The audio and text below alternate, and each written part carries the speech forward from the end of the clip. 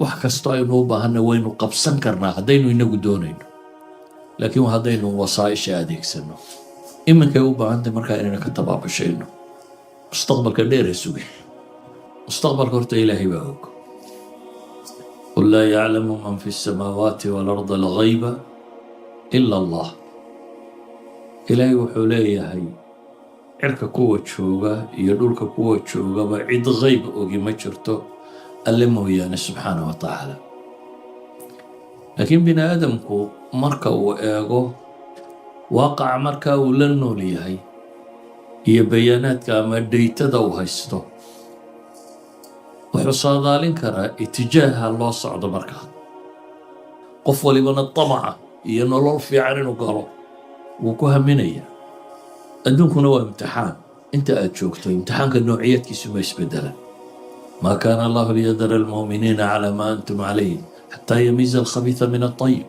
إلهي وإذا امتحامي يا بالي لا يكون نفيعا يكون أكسن لك للسوعي نرشا وحان صبر لقو قاري نمشر سيدا وقيد ما إلهي النبي محمد عليه الصلاة والسلام ولوكي وحرق صامر الدين تنبا إلهي الله الله وحرق فاصبر كما صبر أولو العزم من الرسل.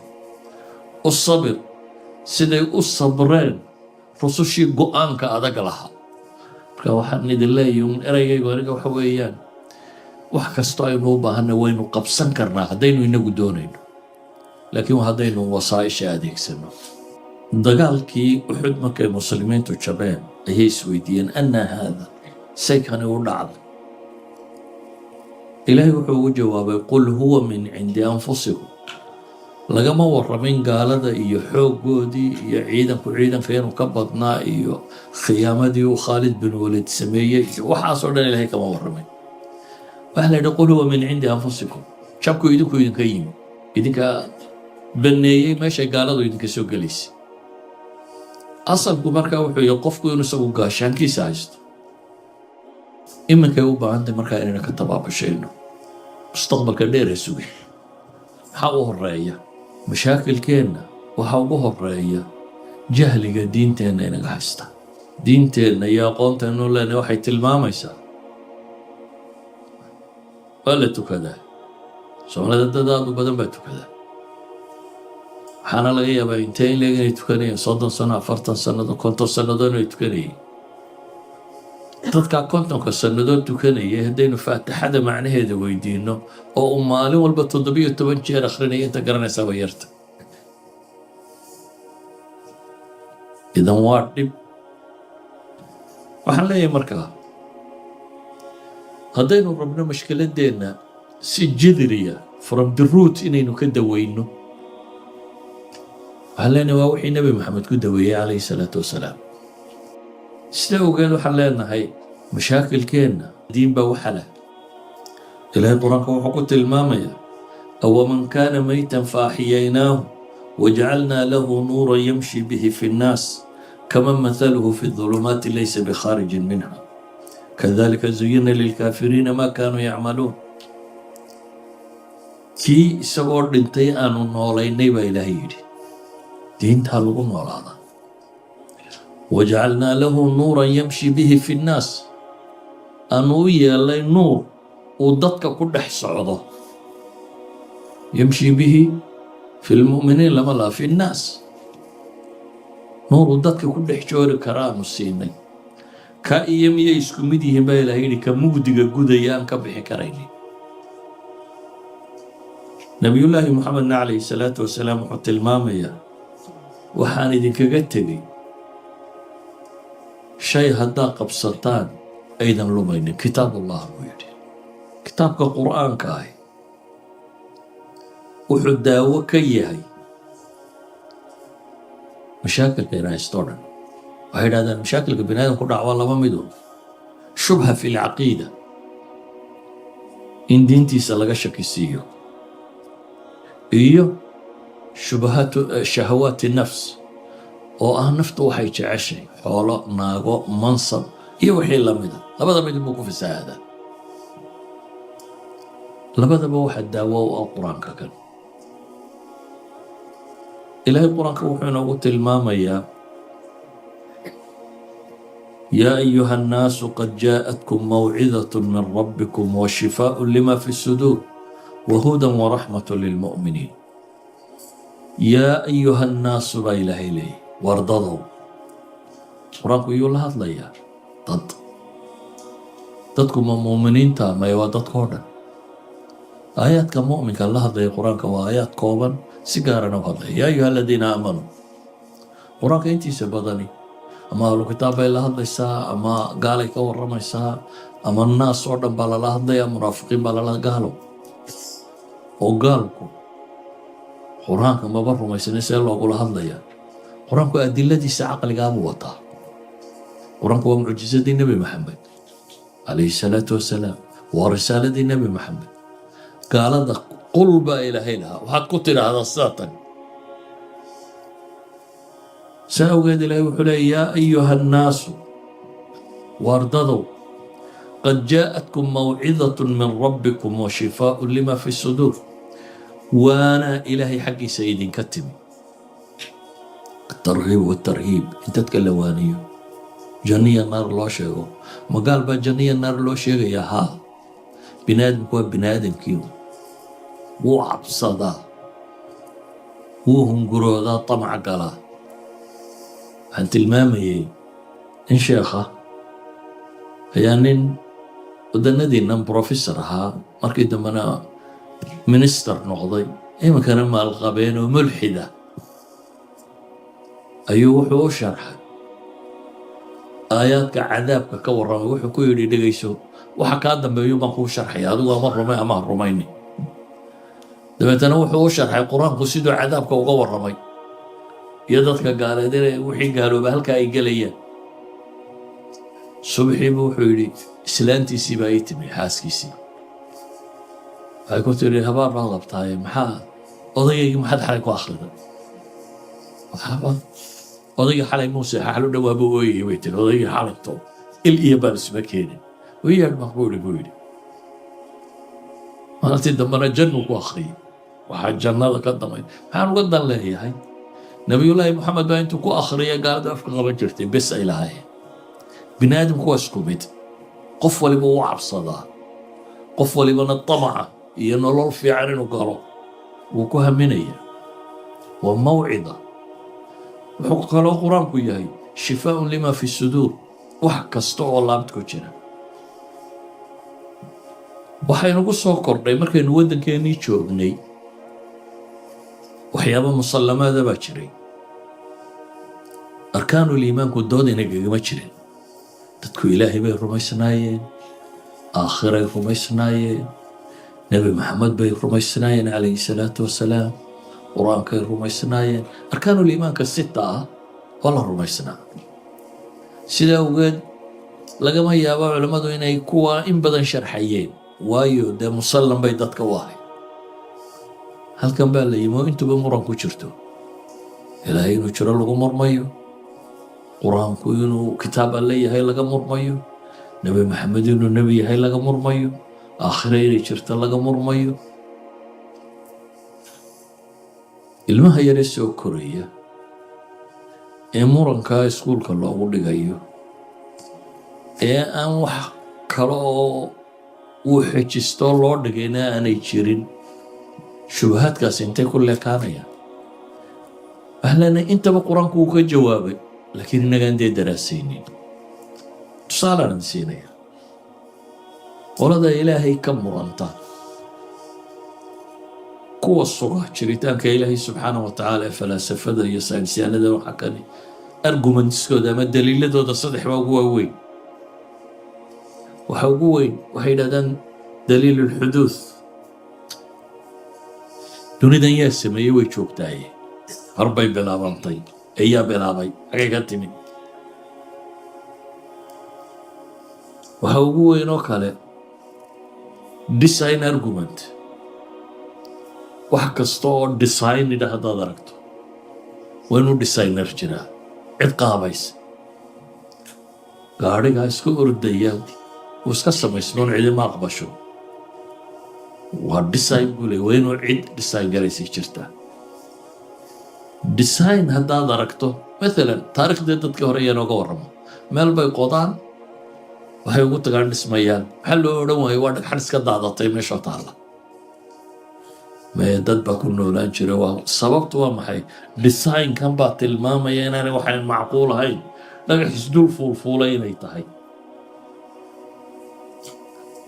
qodobka saddexaad ay tilmaamaan ee daliilkooda kale ugu xooga badan leh waa daliilul cinaaya waxay ku tilmaamaan waa dunidani waxay u dhisan tahay inaynu ku noolaanno wax kastoo baahi nololeed ah wuu yaallaa meelaha kale ma yaallo idan bini aadamku in waxaan loogu talagalay mid iyaga ka mid ah wuxuu lahaa waxay la mid tahay hudheel wax walba laguu sii dhigay cid ku ogeydo ku garanaysay cunnada waxaad uga baahantahay marada waxaad uga meesha lagugu sii diyaariyo lagugu casuumay bay u agtahay buu leeyahy waa kuwa yidhaahdaa qadaayaadka fisikska constantiska la sheego oo dhamme in yare hadduu isbedelo noloshu ma jirteen yaa waxaan oo dhan thaabit ka dhigay ugu sii talagalay saddexda daliile caqliga ay tilmaamaan saddexdaba qur-aan baa tilmaamaya am khuliquu min gayri shayin am hum alkhaaliquun am khalaqu asamaawaati walard bal laa yuqinuun waa daliil qur'aan oo aayad qur'aan oo haddaynu daraasayno si fiican loo arkayo daliilu nidaam iyo kownku siduu u dhisan yahay ilaahay baa inoo tilmaamaya qul unduruu maada fi samaawaati walard hor cirkiyo dhulka eega إن في خلق السماوات والأرض واختلاف الليل والنهار والفلك التي تجري في البحر بما ينفع الناس وما أنزل الله من السماء من ماء آيات رب ظل أي إلهي تلمامية بل وحي لنا ليه وفي الأرض آيات للموقنين وفي أنفسكم أفلا تبصرون وديسايند قفك بين آدم كاسدا إلهي وأبوري حتى markii la wada baran kari waayay qofka bini aadamka kownka kaloo dhan markaynu ka nimaadno oo weli wax badan majhuul inaga yihiin ayaa waxay noqotay barashadiisa in cadcad loo gooyo in la wada dhigan kari maaye dhakhtar baa il ku takhasusay mid baa kali ku takhasusay mid baa qanjidhada ku takhasusay mid baa neerfa ku takhasusay mid baa mafaasisha halka la iskaga xidho lafaha iyo intaasi ku takhasusay mid baa caloolka mid baa samba mid baa wadne mid maxaa bini aadamka loo googooyey waa siduu cajabta u tahay abuurkiisu ilaahina wuxuu leeyahay wa fii anfusikum afalaa tubsiruun idan waxaan uga dan leeyahay aayadkan idinku tilmaamaya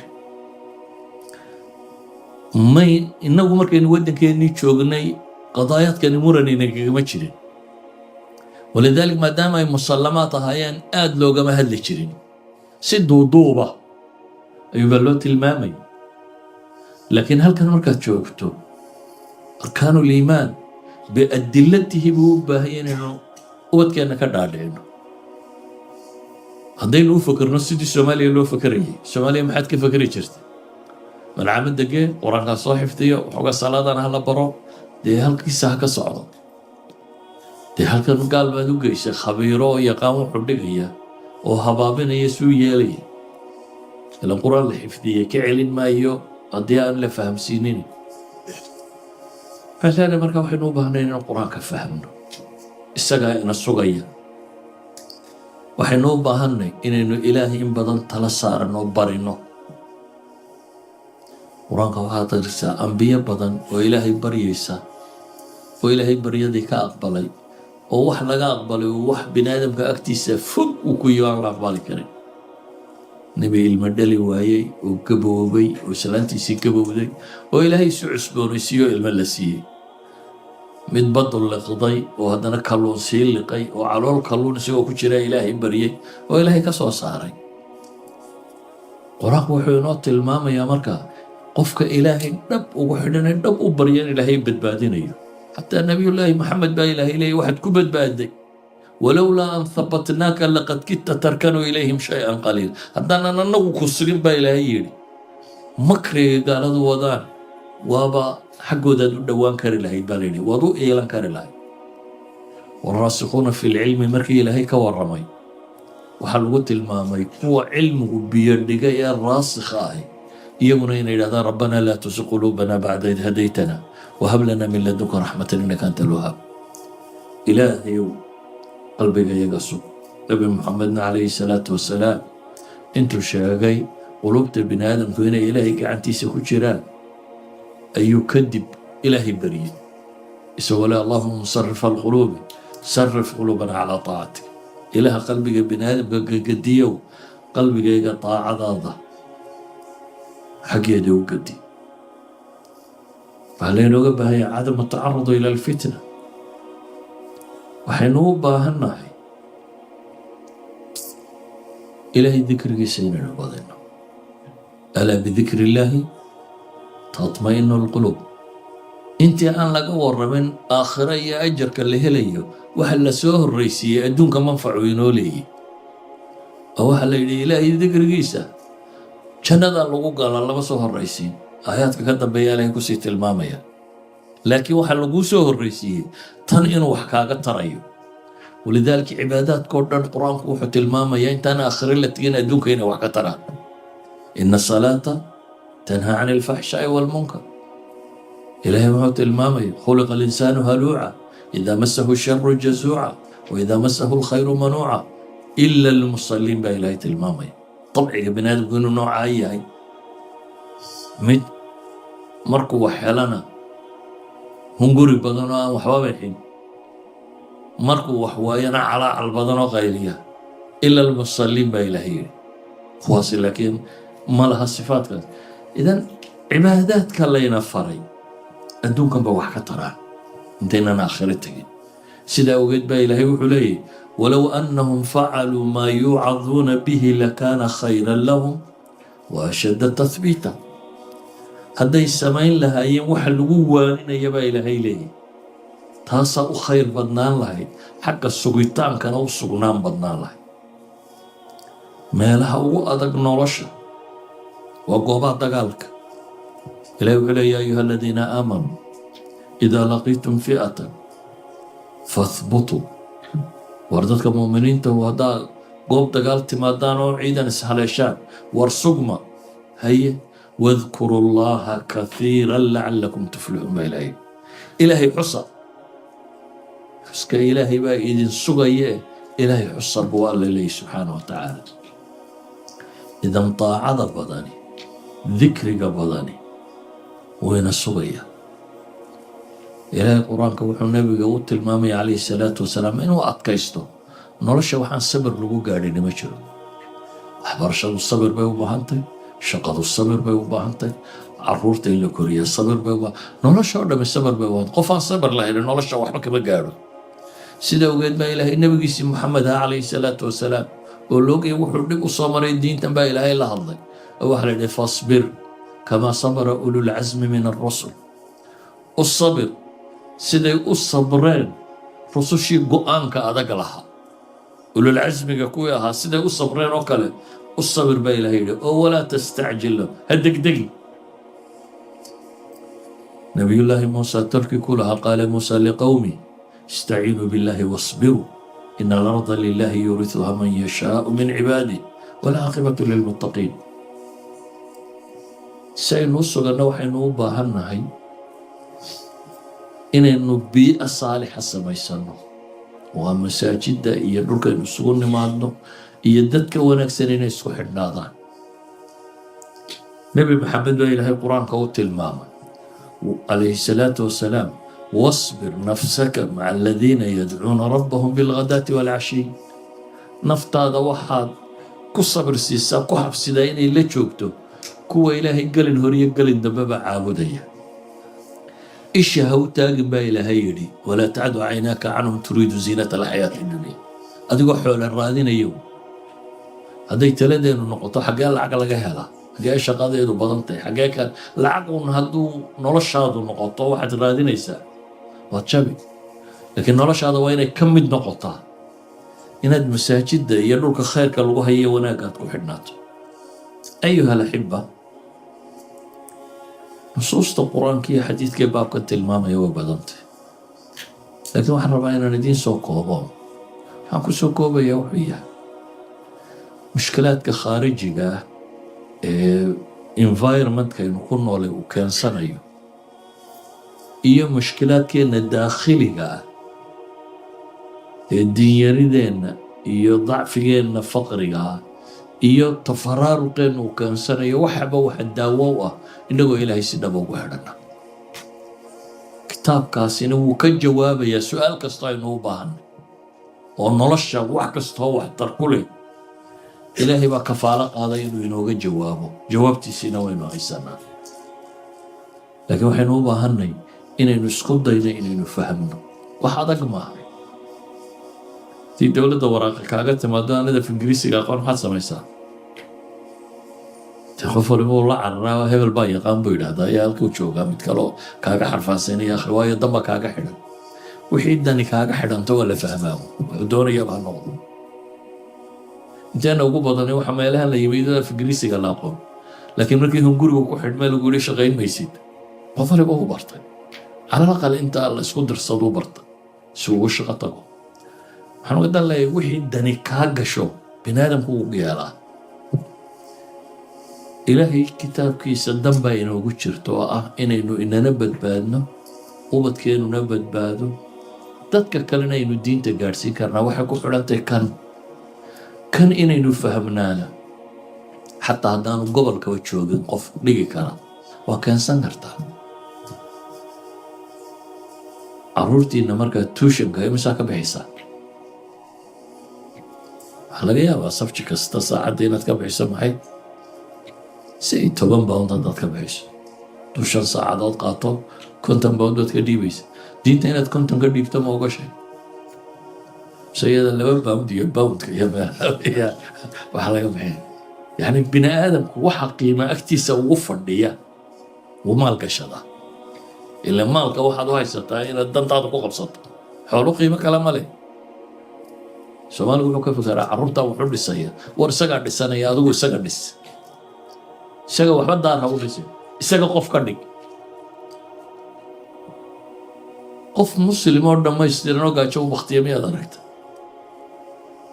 haddaad mid qaldan ka tagto, waxaad uga tagtay ee aad ku xiiqday ee isagana kala lexe jecloodo isagaa baabi'inaya. hubaaltaasi in isagu baabi'inaya. idan haddaynu diinta u aragno inay tahay wax la invest garaysto, ilmahaaga aad u aragto inuu yahay wax investment la geliyo, insha allahu nolosha waynu ku guulaysanaynaa, ilaahayna ku xidhnaan. haddaad se u aragto soomaaliyaba waa la iska badbaadi jiray, halkana waa la iska badbaadi doonaa. soomaaliya biya wada muslima, dad wada muslima, xoogaa cayunbuu inanku baran jiray xataa haddaad waxba u sheegin. laakiin sida kale mujtamac muslima ku dhex noola. haddaad tidhaahdo sidii soomaaliyaan u noolaanaya, anigu waan soo xoojinayaa waxa la cuno iyo guri fiican iyo kabaha moodheelka dambaan u iibinayaa, waxba maa tarin, isna waxba maa tarin, adna waad iskhasaaraysa. marka waxaan idin leeyahay un eraygaygu aniga waxa weeyaan, wax kastoo aynu u baahanna waynu qabsan karnaa haddaynu inagu doonayno, laakiin wayna innaga inaga soo go'da.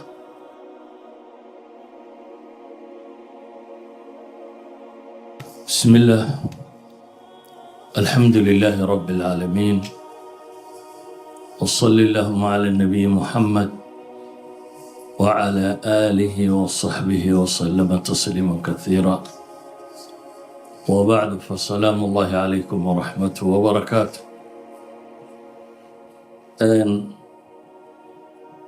إن شاء الله تعالى ووقت الدم بكلماتك وبنران دونا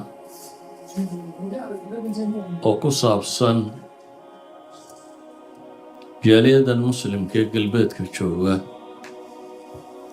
iyo mustaqbalkeeda wixii anfacaya. waqti waxoogaa ayay soomaalidu deganayd, laakiin waxaad moodaa inay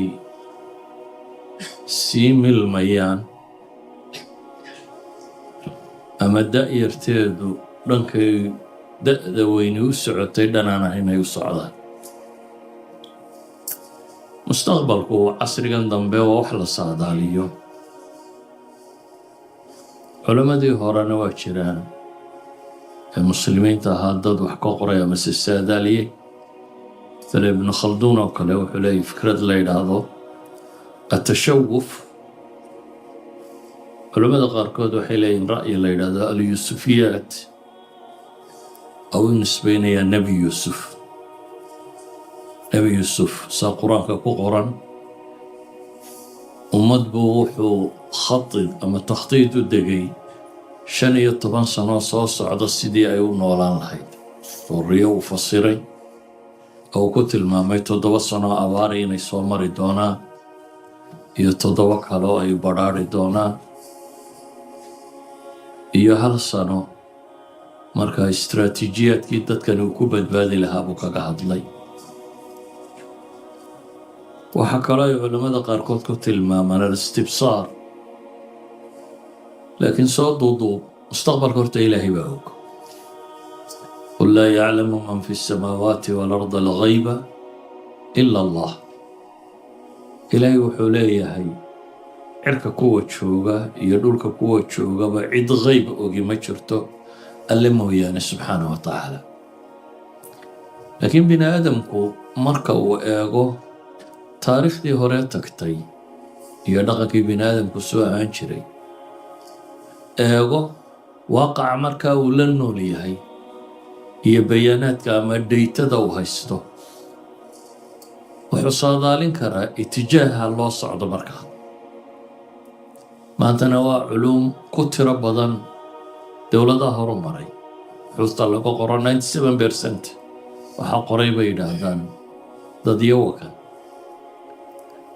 shirikaadkaa saadaaliya, siyaasiyiintaa saadaaliya, dhaqaalayahannadaa saadaaliya, qolada sociologigaa saadaaliya. cid waliba takhasuskeeda waa saadaalisa xagga loo socdo. saadaalinta waxa ka dambeeyana waxa weeyaan markay arkaan dhaatada meesha taaliya xagga u socoto, xaggay doonayeen ma u weecin karaan mise uma weecin karaan. waxaa loo daraasaynayaa waxa weeyaan sida ay rabaan ma u weecin karaan. oo bulshada hadday kaljarkeeda tahay, hadday dhaqaaladeeda tahay, hadday siyaasadeeda tahay, cid waliba waxay saadaalinayso danta ay ka leedahay waa inay weeciso. ilaahayna qur-aanka wuxuu inooga tilmaamaya qul siiruu fi lardi fanduruu kayfa kaana caaqibatu lmukadibiin. taariikhda daraaseeya la leeyahay dhulka mara oo bal waxay eegtaan cidhibtii kuwii alliya rasuulkiisa beeniyey meeshay ku gabagaboobeen. aayaad kale ilaahay waa ka warramay walcaaqibatu lilmuttaqiin. soo duuduub ahaan diinta ilaahay baa ballan qaaday inay joogayso, laakiin waxaynu saadaalinaa waxa weeyaan ma aha diinta islaamiga maxaa ku dhici doona.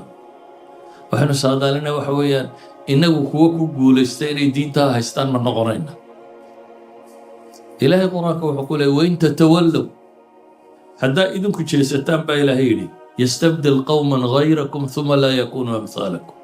haddaa idinku diinta ka baxdaan kuwo kalaan diintan fahamsiin baa ilaahay yidhi aan idinkoo kale idinla mid noqonaynin. marka ilaahay diintiisu iyadoo cabsi ma leh, ilaahay baa ballan qaaday. waxaase isweydiinta le waxa weeyaan mujtamacaadku isbedelayna innagu xaggaynu u soconnaa. in yar haddaynu taariikhda dib ugu noqonno, muslimiintii innaga inagu horreysay ee qarnigii hore bilowgiisii dhulkan timi ee dagaalkii koowaad ee dunida, muslimiin badan baa shaam ka qaxay, meesha nimanka la isku haysto. in badan baa latin america tegey. wakhtiyadaa dad badan buu ingiriisku raray oo ku dhistay waddankan la yidhaahdo australia, awr u waday.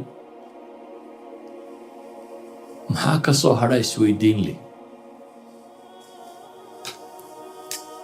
way baabeen mujtamacaadkaasi. dhaqaale ahaan waa laga yaaba qaarkood inay guulaysteen. latin america nimankii madaxweynayaasha ka ahaa rag badani waxay ahaayeen suuriyiin iyo shaamiyiin iyo carlos manacm iyo cabdallah ninkii loo dhashay niman badani. laakiin mujtamacoodii dhaqaale way sameeyeen, laakiin diintii waa ka luntay. waxa isweydiinta leh, iyagu reer galbeedku hadda waa cabanayaan, waxaana u arkaan iyaga laftoodu inay sii hoobanayaan.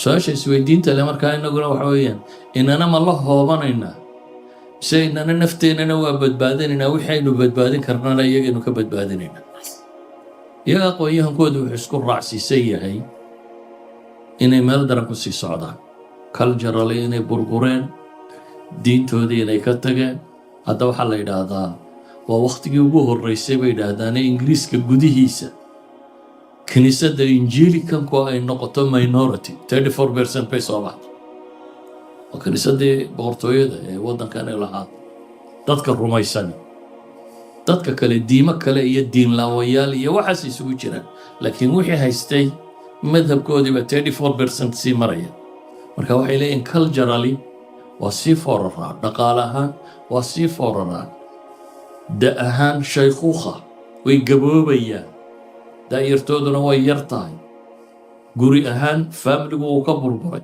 tafakuk baa ku dhacay injaab ma jiro carruur la dhalaya ma jirto aad bay u dayrinayaan ilaa qaarkood ay qoreen bugaag ay u bixiyeen the death of the west way dayrinayaan إننا مراعينا وحي كعبنا ينون بينو دل قلينا إلاني وضضا ما مرينا مسوح بينا قهر يا سواشي سوي الدين تلايت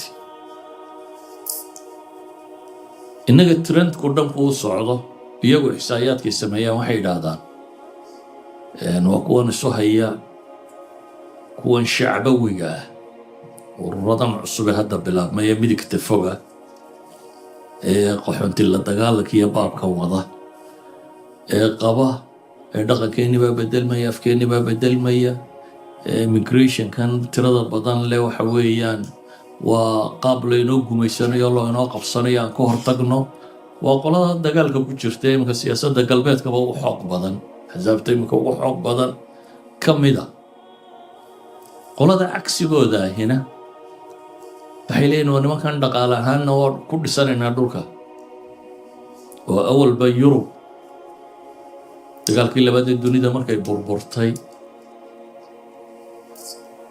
xawaalay 50 milyan iska dishay dhismaheedii dadkii ugu badnaayee ka qayb qaatay waa dadkii ay gumaysteen muslimiinta ahaa waa north africa waa afrikada madoowa kale waa turkida tan 9 milyan meelahaasa ka soo galay waa indochina India iyo Pakistan iyo Bangladesh iyo dadkan Yurub dadkaasaa dhisay sidaynu inaguba carabta u dhisnay berigay shidaalka heleen ayaa loo soo qaxay wadannada lagu dhistay waxay qabaan qolada kalena waa nimankana way milmayaan only 3 generations weeyaan bay leeyihin generationka koowaad aan iska hayno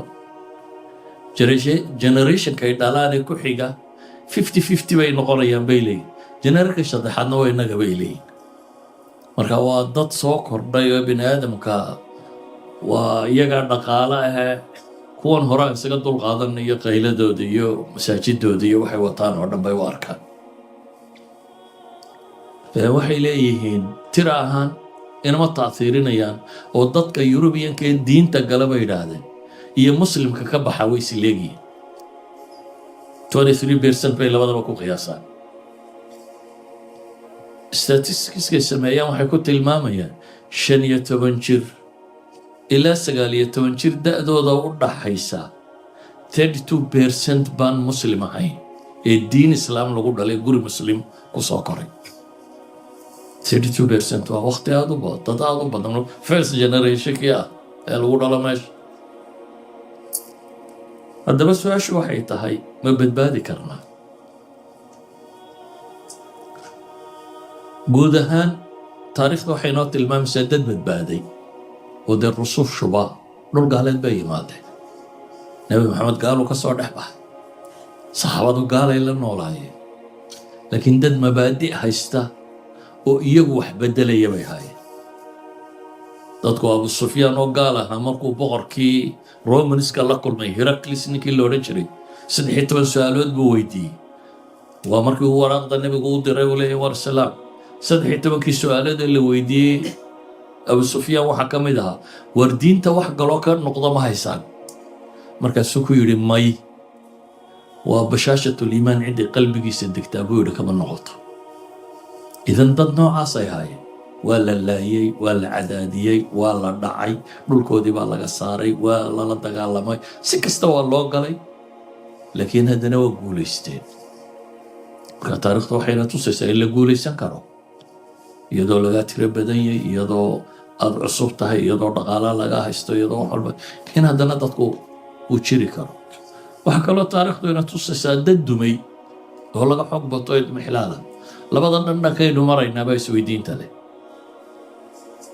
labada wadaba waa furan yihiin, kee baynu maraynaa? markaan soo duuduubo waxaa la yidhaha cawaamisha daakhiliga, factorieska bulshada dhexdeeda gudaheeda ah iyo waxa dabadda kaga yimaada waxa raad xun bay yidhahdaan waxa gudaheeda ah. mashaakilka khaarijiga waa la iska difaaci karaa haddii gudaheedu uu mushkilad la'yahay.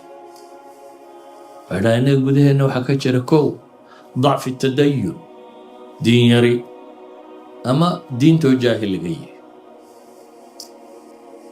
diinteenna iyo aqoonteenu lena waxay tilmaamaysaa waa la tukadaa. soomaalida dad aad u badan baa tukadaa. waxaana laga yaabaa intee in leeg inay tukanayeen 30 sano, 40 sannadood, 50 sannadood inay tukanayeen. dadkaa 50 sannadood tukanayay haddaynu faatixada macnaheeda weydiino oo uu maalin walba 17 jeer akhrinaya, inta garanaysaa waa yarta. idan waa dhib ummad maalin kasta akhrida 17 jeer 7 aayadood oo qura oo ilaa maantana 7 aayadood garanay. 7 aayadood oo keliya oo maalin kasta 17 jeer aynu akhriyayno. walidaalika waxay yidhahdaan kitaabka qur-aanka ahi waa kitaabka dunida loogu akhris badan yahay, oo dee intaasoo balyanoo muslimaa tukata oo maalintii qur-aan akhrida. waana kitaabka loogu aqoon daran yahay bay yidhahdaan. inta garanaysaa yar, inta wuxuun ka xifdisani waa tiro badantay, inta se garanaysaa ayaa yar. marka waxaan leenahay mashaakilkeenna waxaa ugu horeeya jahliga diinteenna inaga haysta, ama dacfu tadayunka isaga keenay. ku dhaqanka diintu inuu daciifo taasaa keentay. ka labaad ee mashaakilka inagu ahay waa tafaruq, waa inaynu kala tagsannay. muslimiinta qaarkood qowmiyaad baynu ku kala tagsannay, qaar afaf baynu ku kala tagsannay, inta soo hadha qabiil bay kusii kala tagsantay, inta kasii hadha madaahib fiqiya ku kala tagsantay, inta kasii hadha wadaadadeedaaba sii muransan. idan waa ummad khilaafku waad moodo inuu asal u noqday. taasi waxay sababaysaa bay leeyihin iyagoo walba dhaqaalahoodu yaraa in dhaqaalahoodu sii yaraado, waxay qaban karaan inuu sii yaraado, waktigoodu sii yaraado, haddii ay sii qaybsanto ummadda. mushkiladda saddexaad waxay yidhaahdaan maadaama ummad faqri ka timi ay yihiin, yurub markay degeenna waxay degeen bay yidhaahdaan alxiyaa alfaqiira, xaafadihii faqriga ahaa. xaafadaha faqrigii waxay caan ku yihiin markaasi oo loo yaqaanaa criminalska ku badan, dembiyada badan, mukhadaraadka ku badan, iskuulladooda qualitigooda liita, dhib badan baa ka jirta.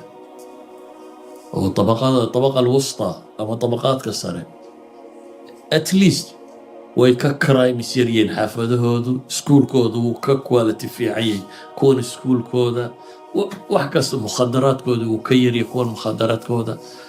marka environmentkuna hadduu kaasii xumaado iyagoo gaala ahaa haddana aad adigu jaar la sii tahay, kuwii criminalska ahaa ee mukhadaraadka watay ee iskuulka xumaa oo dhibta badan ay haysatay, haddaad la sii degto adna waa kugu daaranayaan. adna waxaad ka mid noqonaysaa environmentkaasaad ka mid noqotay.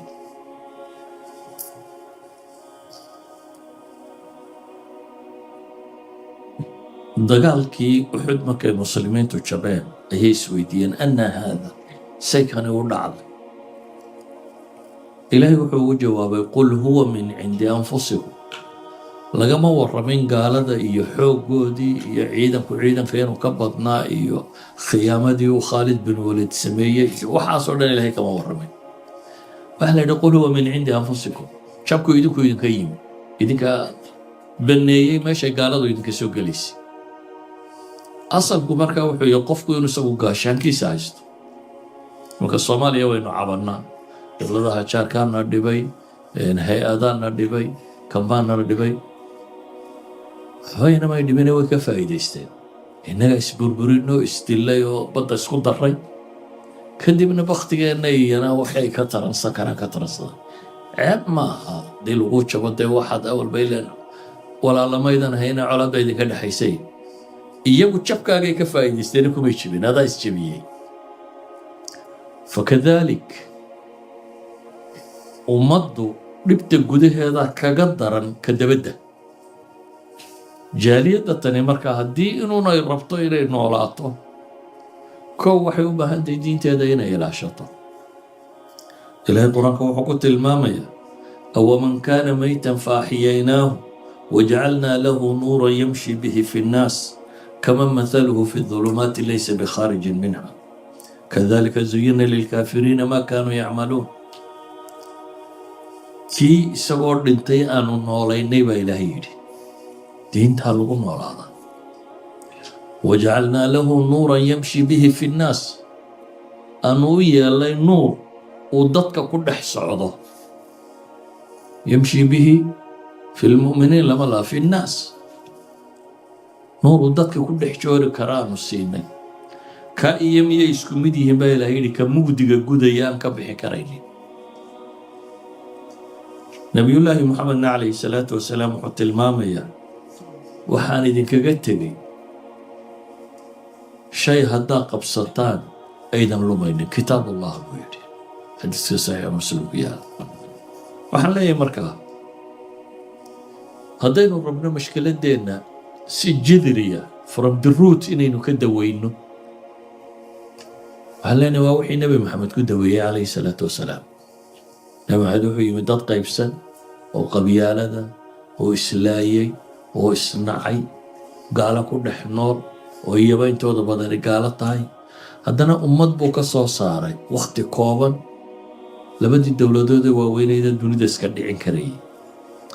sida ogeed waxaan leenahay khilaafaadkeenna diinba waxa leh, milankeenna iyo diinba waxa leh, dhowrsanideenna iyo inaan gaalada cid inaga raacin diinba waxa leh. iyagu waxay leeyihiin 3 jiilba ku filan inay milmaan.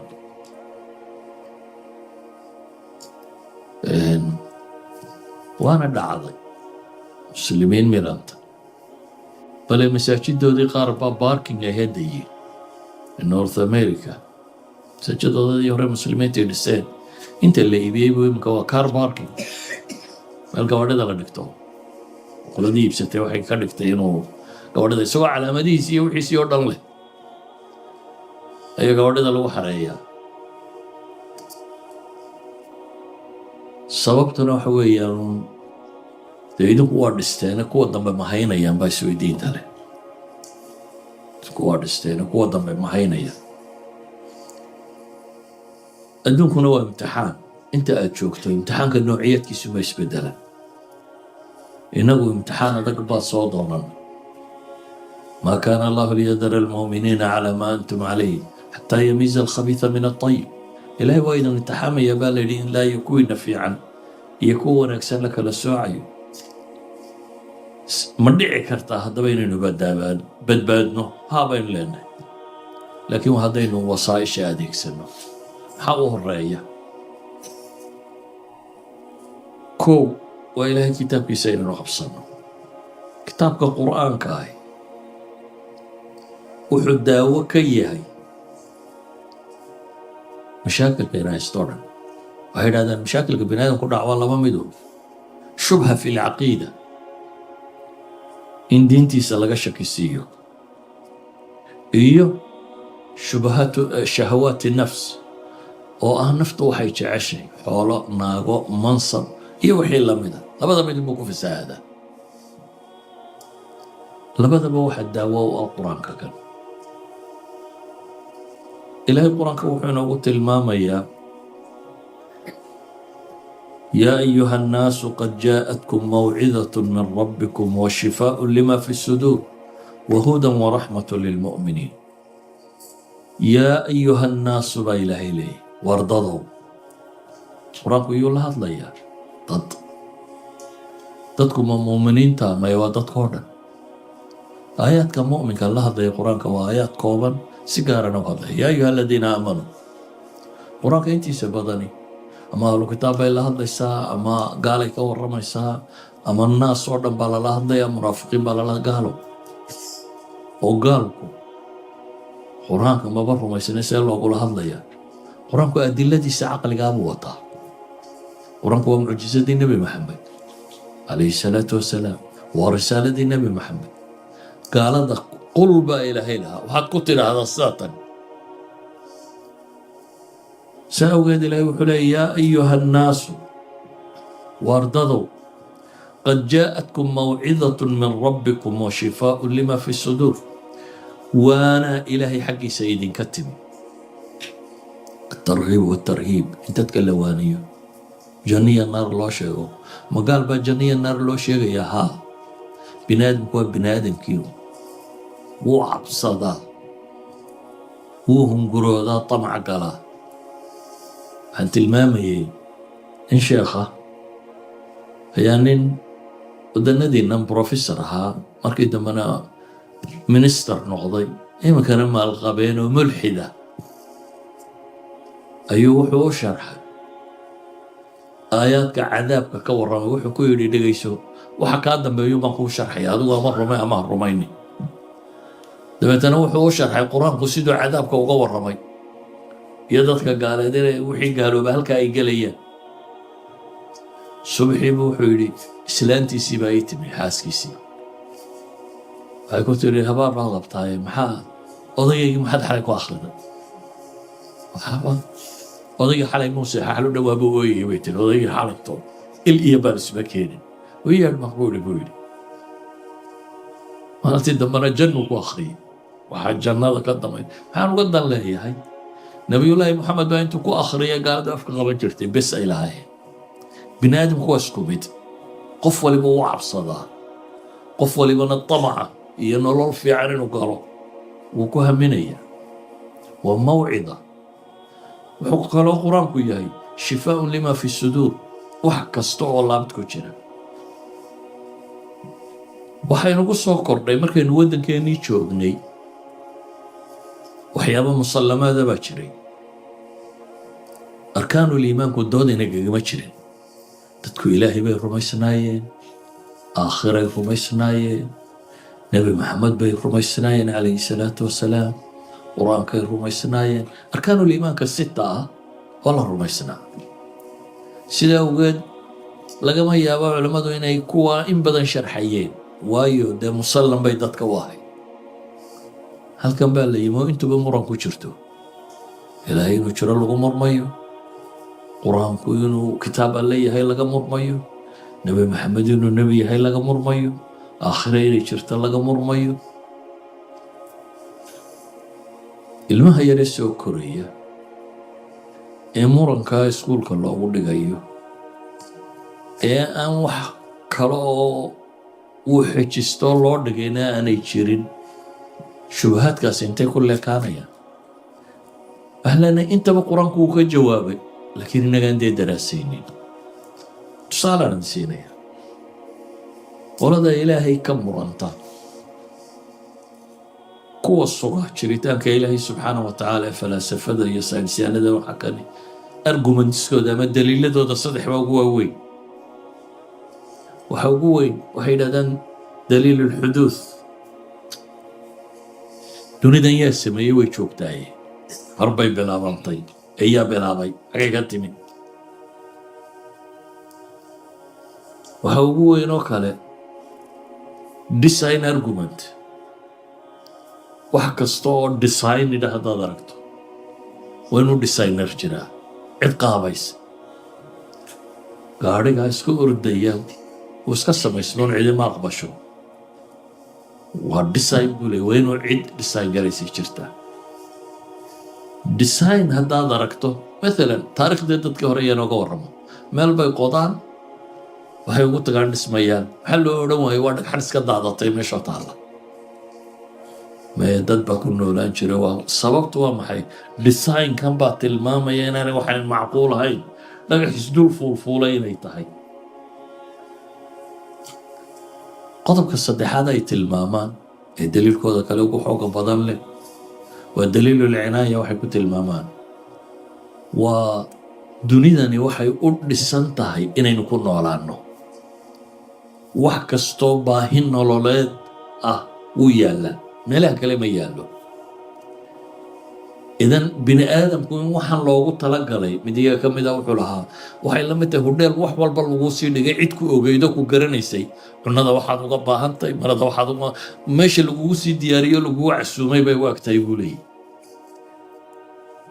waa kuwa yidhaahdaa qadaayaadka fiisigiska constantiska la sheego oo dhamma in yare hadduu isbedelo noloshu ma jirteen yaa waxaan oo dhan thaabit ka dhigay ugu sii talagalay saddexda daliile caqliga ay tilmaamaan saddexdaba qur-aan baa tilmaamaya am khuliquu min gayri shayin am hum alkhaaliquun am khalaqu asamaawaati walard bal laa yuqinuun waa daliil qur-aan oo aayad qur-aan oo haddaynu daraasayno si fiican loo arkayo دليل النظام يكون كسيدو بسيئة إلهي بين وقت المامية قل انظروا ماذا في السماوات والأرض ورعرك ينوك إياك إن في خلق السماوات والأرض واختلاف الليل والنهار والفلك التي تجري في البحر بما ينفع الناس وما أنزل الله من السماء من ماء آيات رب ظله أي إلهي المامية بل وحي لنا ليه وفي الأرض آيات للموقنين وفي أنفسكم أفلا تبصرون والديسايند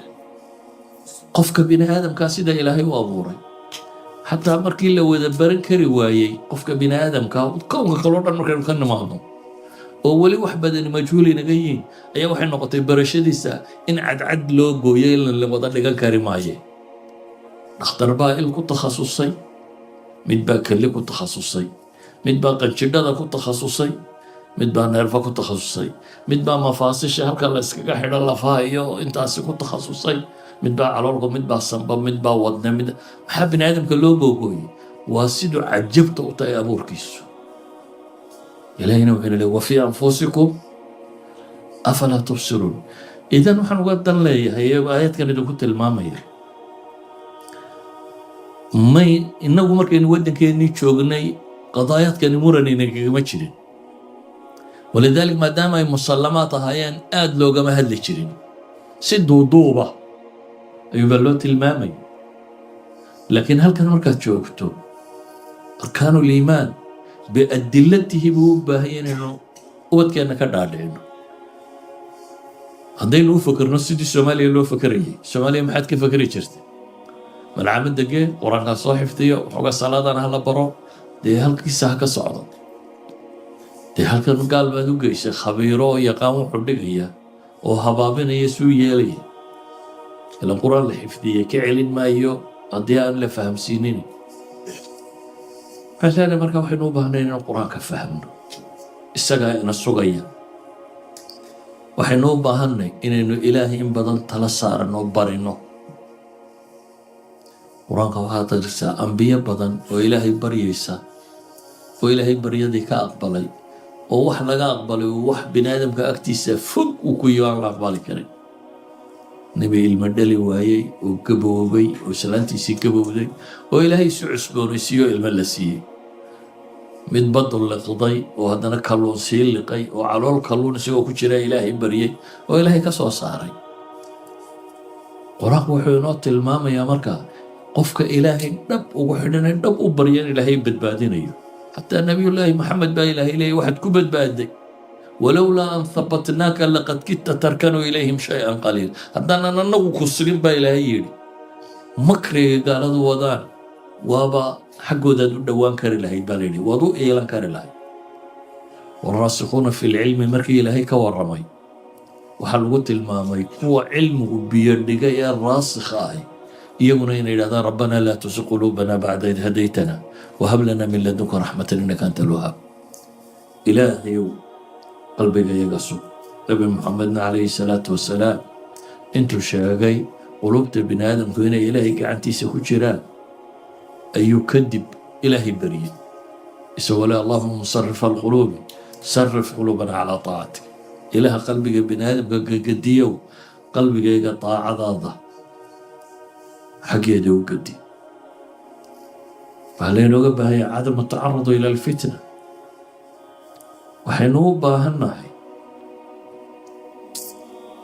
إلهي ذكر سيدنا بضينا ألا بذكر الله تطمئن القلوب انت أن لقى ورمن آخرة يا أجرك اللي هليو وحل سوه الرئيسية أدونك منفعوينو ليه وحل إلهي ذكر جيسا جنة لغو قال الله سوه الرئيسي آياتك كدن بيالين كسيت المامية لكن وحل لغو سوه الرئيسي تنئن وحكاك ترأيو ولذلك عبادات كودن القرآن كوحة المامية انت أنا آخر اللي تقين أدونك هنا وحكا ترى إن الصلاة تنهى عن الفحشاء والمنكر إلهي موت المامي خلق الإنسان هلوعا إذا مسه الشر جزوعا وإذا مسه الخير منوعا إلا المصلين بإلهي المامي طبعي بنادم يقولوا نوع هاي مد مركو وحيلنا هنقوري بدنا وحوابين مركو وحواينا على البدن وغيرها إلا المصلين بإلهي خواصي لكن ما لها صفات كذا إذن عبادات كاللينا فري أدونكم بوحكة ترى انتين أنا آخرتك سيدا وقيت با إلهي وحليه ولو أنهم فعلوا ما يوعظون به لكان خيرا لهم وأشد تثبيتا هذا السمين لها أيام وحلقوا إن يبا إلهي ليه تاسا خير بدنان لهي حق السقيتان كانوا السقنان بدنان لهي ما لها هو أدق نورشة وقوبا دقالك إلهي يا أيها الذين آمنوا إذا لقيتم فئة فاثبتوا وردتك مؤمنين هذا قوب دقال تمادان وعيدا سهلشان ورسقما هي واذكروا الله كثيرا لعلكم تفلحون إلهي إلهي حصى فسك إلهي با إذن سقية إلهي حصى بوال إليه سبحانه وتعالى إذن طاعة بدني ذكرك بدني وين السقية إلهي القرآن كوحو النبي قوت المامي عليه الصلاة والسلام إنه أتكيستو نرشا وحان صبر لغو قاعدين مجرو أحبرشا الصبر بيو بحانتي شقض الصبر بيو بحانتي عرورتي اللي كوريا الصبر بيو بحانتي نرشا ودم الصبر بيو بحانتي قفان صبر لهي نرشا وحبك بقارو سيدا وقيت با إلهي النبي قيسي محمد عليه الصلاة والسلام ولوغي وحو لقو صامري الدين تنبا إلهي لهضي وحل فاصبر كما صبر أولو العزم من الرسل الصبر سيدي الصبرين رسوشي قوانك أدق لها أولو العزم كويها سيدي الصبرين وكله الصبر بإلهي ولا تستعجل له هدك دقي نبي الله موسى تركي كلها قال موسى لقومي استعينوا بالله واصبروا إن الأرض لله يورثها من يشاء من عباده والعاقبة للمتقين سينوصل نوحي نوبا هنهي inaynu bii'a saalixa samaysano waa masaajida iyo dhulkaynu isugu nimaadno iyo dadka wanaagsan inay isku xidhnaadaan nebi maxamed baa ilaahay qur-aanka u tilmaamay calayhi salaatu wasalaam wasbir nafsaka maca aladiina yadcuuna rabbahum bilghadaati waalcashiy naftaada waxaad ku sabir siisaa ku xabsidaa inay la joogto kuwa ilaahay gelin horiyo gelin dambeba caabudaya إيش هو تاجب إلى هيري ولا تعد عيناك عنهم تريد زينة الحياة الدنيا أدقوا حول الرادين يوم هذا يتلدين النقطة حاجة العقل جهلا حاجة شقادة يدو بضنتي حاجة العقل هدو نرش هذا النقطة واحد الرادين يسا واتشابي لكن نرش هذا وين كم من نقطة إن المساجد يدرك خير كالوها هي وناقات كحنات أيها الأحبة نصوص القرآن كي حديث كي باب كنت الماما يو بدنتي لكن واحد ربعنا ندين سوكوبهم حاكو سوكوبا يوحية مشكلات كخارجية environment كي نقول نولي وكان سنيو إيا مشكلات كي نداخلية الدين يريدنا يضعف جينا فقرها iyo tafaraaruqeen uu kansanayo waxba wax daawo ah inagoo ilaahay si dhab ugu xidhana kitaabkaasina wuu ka jawaabayaa su'aal kasta aynu u baahan oo nolosha wax kasta oo wax tar ku leh ilaahay baa kafaalo qaaday inuu inooga jawaabo jawaabtiisina waynu haysanaa laakiin waxaynu u baahanay inaynu isku dayno inaynu fahamno wax adag maaha tii dowladda waraaqa kaaga timaado anada ingiriisiga aqoon maxaad samaysaa qof waliba uu la cararaa hebel baa yaqaan buu yidhaahdaa ayaa halkuu joogaa mid kaloo kaaga xarfaansanaya akhi waayo damba kaaga xidhan wixii dani kaaga xidhanto waa la fahmaa wuxuu doonayaba ha noqdo inteena ugu badani waxa meelahan la yimidada ingiriisiga la aqoon laakiin markii hungurigu ku xidhmee lagu yidhi shaqayn maysid qof waliba u bartay calal aqal inta la isku dirsaduu bartay si ugu shaqo tago waxaan uga dan leeyahay wixii dani kaa gasho binaadamku uu yeelaa ilaahay kitaabkiisa danbaa inoogu jirto oo ah inaynu inana badbaadno ubadkeenuna badbaado dadka kalena aynu diinta gaadhsiin karnaa waxay ku xidhantahay kan inaynu fahmnaana xataa haddaanu gobolkaba joogin qof dhigi kara waa keensan kartaa caruurtiina markaa tuushanka imisaa ka bixisa waxaa laga yaabaa sabji kasta saacadda inaad ka bixiso maxay si 10 pound haddaad ka bixiso duu 5 saacadood qaato 50 pound baad ka dhiibaysa diinta inaad 50 ka dhiibto ma ogashay sayada 2 pound iyo poundka iyo waxaa laga bixin yani bini aadamku waxa qiimo agtiisa ugu fadhiya wuu maal gashadaa ila maalka waxaad u haysataa inaad dantaada ku qabsato xoolo qiimo kale ma leh Soomaaligu wuxuu ka fikiraa carruurta wuxuu dhisaya war isagaa dhisanaya adigu isaga dhis isaga waxba daar ha u dhisin isaga qof ka dhig qof muslim oo dhammaystiran oo gaajo u baktiya miyaad aragta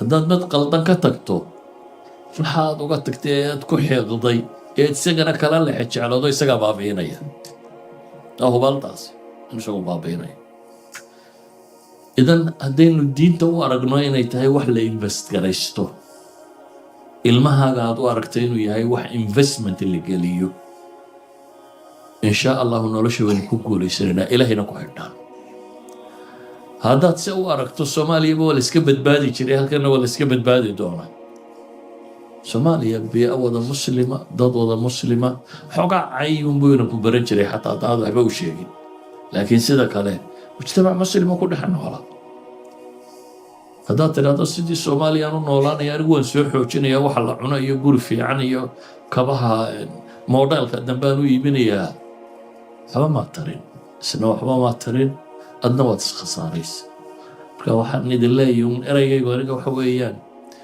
wax kastoo aynu u baahanna waynu qabsan karnaa haddaynu inagu doonayno laakiin wayna innaga inaga soo go'da lacag ma haysano laakiin haddaynu isu tagno waa helaynaa binaadamkaa lacaga binaadamku hadduu urursan yahay isagaa lacaga khabiirkaa doontaan baa keensan kartaa kuwiinaad diran kartaan oo khubaro ka soo dhigi kartaan wixii looga baahan yahay meesha tan waa yeeli kartaan dee intaynu reeruhu markay isdilayaan ku bixinno qura aynugu filan saxkaa maaha laba reer markay soomaaliya isqabsadaan misaynu ku bixinaa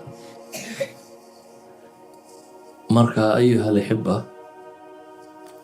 mustaqbalka dheer ha sugi haddaan adiga kaagu lumin jaarkaagaad ku garanaysaa miduu ka lumay midaad ilma adeertiin baad garanaysaa inankiisii xabsiga ku jiro midaad saaxiibtiin baad garanaysaa iyo wiilkiisii daroogada iibiyo yani problemka nimaan ogeyni miyaa jira ama qof aad garanayso ama mid kula jaara ama mida qaraabatiin ama mida ayaa ama jeel ku jira ama darooga iibinaya ama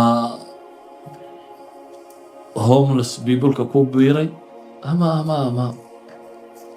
idan ma waxaad sugaysaa un dowrkaaga intay noqonayso ilaa imanka ninkii khayrkii loo xiray oo suuqaysa adiguna way Soomaali tiraahdaay kama fiicnid kamana gedisinid kan uu ka lumay kama wanaagsanid haddaanu kaa dhashay lumin ku sii dhalaan lumaya halkana ka tegi maaya ma Soomaaliyagii ama meel kaligii u soo noqonaya basaboor bustaan إذا هدانو كان اللومين كون دلال لوميا